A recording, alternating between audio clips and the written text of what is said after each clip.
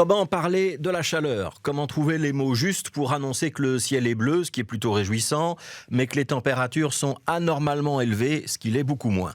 Parler de la pluie et du beau temps, ça n'a pas forcément sa place dans un éditorial, me direz-vous. C'est bon pour les civilités entre collègues, les conversations du voisinage, le coup de fil hebdomadaire à ma marraine Julienne. On parle de météo quand on n'a rien de plus profond à se dire. Sujet de conversation universelle, sans risque de dérapage, qui concerne tout le monde, mais n'implique personne. Mieux vaut parler de la pluie et du beau temps que de se disputer sur la politique, le port du foulard, la supériorité d'Heidegger sur Spinoza, ou pire encore, les mérites de l'Union Saint-Gilloise par rapport au Sporting d'Anderlecht.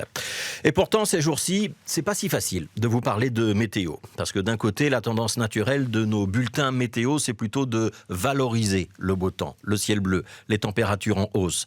On vous présente cela comme de bonnes nouvelles. Et par contraste, la pluie, les températures froides, les bourrasques de vent sont considérées comme négatives. On va donc parler, ces jours-ci, d'un record de température, comme s'il s'agissait d'un exploit sportif et qu'il serait de bon ton de l'acclamer, de s'en réjouir. Cette culture météo, qui est la nôtre depuis des générations, conditionne notre manière de voir le ciel et elle entre en contradiction frontale avec une interprétation beaucoup plus négative de ce qui est en train de nous arriver. Des températures qui dépassent les 25 degrés pendant 5 jours d'affilée, c'est la définition officielle d'une vague de chaleur. Alors ça n'a rien de dramatique en soi. Sauf que cette vague, elle tombe tôt dans la saison. Nous ne sommes qu'au mois de juin. Habituellement, c'est plutôt pour la fin juillet ou le début août.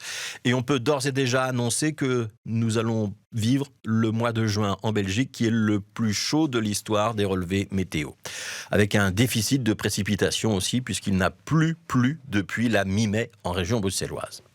Et puis surtout, ces jours-ci, nous sommes nettement au-dessus des 25 degrés. Ça fait 3 jours que le thermomètre indique plutôt 30 à Bruxelles.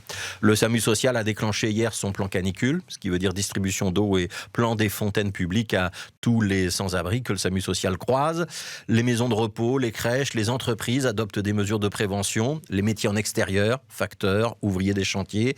Ceux en intérieur, dans des lieux comme la restauration, les boulangeries sont amenés à devoir moduler l'effort, changer les horaires pour profiter d'heures où le soleil cogne moins fort. Et même dans les bureaux ou dans les salles de classe, quand l'isolation est défaillante ou que la climatisation est inexistante, c'est parfois très difficile ces jours-ci. La conclusion s'impose donc à nous. Le beau temps, c'est pas forcément une bonne nouvelle. Il faut que nous soyons capables d'opérer un switch mental pour changer notre vocabulaire, retirer la connotation positive associée aux températures élevées. Ces températures, elles sont anormalement élevé aujourd'hui, anormalement comparé aux normales saisonnières, anormalement comparé à ce qui serait souhaitable pour poursuivre notre mode de vie sans avoir à l'adapter. Le réchauffement climatique, c'est donc une réalité.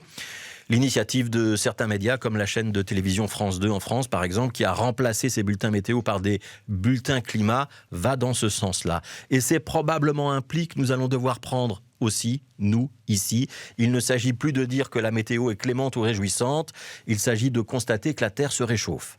Et qu'en Europe, et en particulier en Belgique, les effets de ce réchauffement vont se faire sentir encore plus qu'ailleurs.